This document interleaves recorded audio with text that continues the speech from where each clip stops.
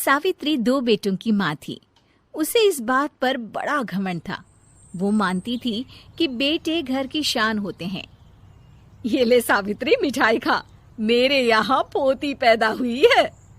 ये सुनते ही सावित्री मुंह बना के कहती है, अरे तू तो लुट गई, बर्बाद हो गई, तेरे यहाँ लड़की पैदा हो गई। अरे तू ऐसा क्यों कह रही है? मैं तो बहुत खुश हूँ।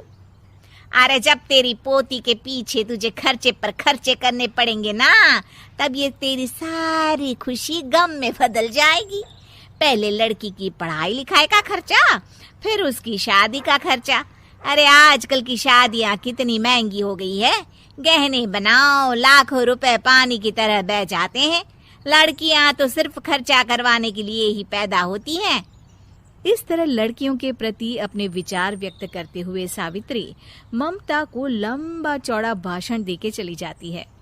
अब तो आप लोग इस कहानी में सावित्री देवी का पात्र अच्छी तरह समझ ही गए होंगे। कुछ समय बाद सावित्री की बड़ी बहू भी एक लड़की को जन्म देती है। फिर क्या था, सावित्री पूरा आसमान सर पर उठा लेती है। हे भगवान, ये तू मुझसे किस जन्म का बदला ले रहा है? अरे मैं तो मंदिर में रोज आकर तुझसे कहती तो थी कि मुझे एक पोता चाहिए, और तूने मुझे पोती दे दी। इतनी मिठाइयाँ और प्रसाद चढ़ाने का क्या फायदा हुआ? तभी सावित्री की बहू निशा कहती है, क्या माँ जी, आप भी इतनी सी बात पर नाराज हो गई हैं? देखिए तो आपकी पोती कितनी सुंदर है, बिल्कुल आप पर गई है। अरे चुप कर, तुझे 9 महीने इतने महंगे महंगे काजू बादाम फल फ्रूट खिलाने का फायदा क्या हुआ? मेरे तो सारे पैसे बर्बाद हो गए। ये सुन सावित्री का बड़ा बेटा अजय कहता है, माँ, तुम सिर्फ नाम के लिए 2020 में रहती हो।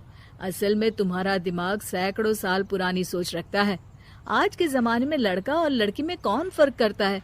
मैं तो बहुत खुश हूँ कि भगवान ने मुझे लक्ष्मी के रूप में बेटी दी है। लेकिन सावित्री पर अजय की बातों का कोई असर नहीं होता। नालायक, अपनी पत्नी की जबान बोल रहा है। मेरा बड़ा बेटा तो हाथ से गया। लेकिन सावित्री देवी हार मानने वाली नहीं थी। वो पोते की चाह में अपने छोटे बेटे विजय की शादी करवा देती है। कुछ समय बाद आखिरकार वो दिन आ ही जाता है जब सावित्री की छोटी बहू गर्भवती हो जाती है। सावित्री इतनी खुश हो जाती है कि वो बच्चे के जन्म से पहले ही सारे मोहल्ले में ढिंढोरा पीटने लगती है। ये क्या सावित्री, तू तो पोते के जन्म से पहले ही मिठाई बांट रही है। पहले पोता पैदा तो होने दे, और फिर क्या पता अगर पोते की जगह पोती पैदा हो गई तो। ये सुन सावित्री चिढ़ जाती है। अरे अपनी काली जबान मत चला, मेरी मिठाई खा के मेरा ही बुरा सोच रही है। बड़ी आई, ला मेरी मिठाई वापस कर। देख लेना, इस बार मेरे यहाँ पोता पैदा होगा, पोता। लेकिन ठीक इसका उल्टा होता है। सावित्री की छोटी बहू भी एक लड़की को जन्म देती है। सावित्री फिर से रोना धोना शुरू कर देती है और अपनी छोटी बहू को कोसते हुए भला बुरा कहने लगती है। देखते ही देखते ये सावित्री की रोज की आदत हो जाती है। एक दिन उसकी इस आदत से परेशान होकर विजय अपने भाई अजय से कहता है, भैया, माँ खुद एक औरत होकर हमारी बेटियों को पसंद नहीं करती, उल्टा उन्हें रोज कोसती रहती है। मुझे माँ की यह आदत बिल्कुल पसंद नहीं आती। अरे तू ठीक कहता है, मैं भी अब माँ से तंग आ गया हूँ। अच्छा, तो अब तुम दोनों इस तरह पीठ पीछे मेरी बुराई भी करने लग गए हो? नहीं माँ, हम चाहते हैं कि घर में शांति बनी रहे। हमें हमारी बेटियाँ बहुत प्यारी है। मैं नहीं चाहता कि वह तुम्हारे ताने सुन सुन कर बड़ी हो, और इसीलिए हम दोनों ये घर छोड़कर चले जाएंगे। हाँ माँ, मैं भैया की बात से सहमत हूँ। जब तुम इस घर में अकेली रहोगी तब तुम्हें अपनों की कीमत का एहसास होगा। अपने दोनों बेटों के मुंह से अपनी माँ के लिए इतने कठोर शब्द सुन सावित्री भावुक और रुआंसी होकर कहती है, क्या सच में तुम दोनों मुझे इस घर में अकेली छोड़कर चले जाओगे? हाँ माँ। हाँ माँ, अब पानी सर के ऊपर जा चुका है। मैं तुम दोनों के बिना नहीं रह सकती।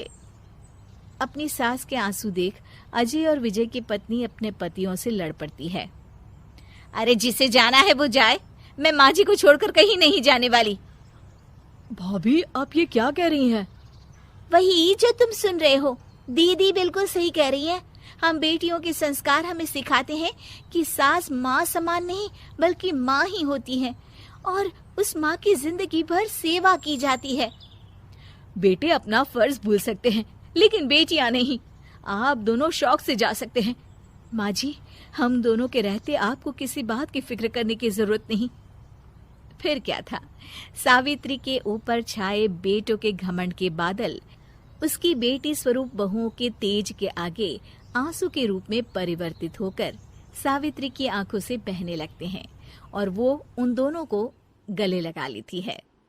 मैं जिंदगी भर बेटियों को कोसती रही, लेकिन आज तुम दोनों को देख मुझे समझ आ गया कि बड़े अभागे होते हैं वो लोग जिनके घर बेटियां नहीं होती।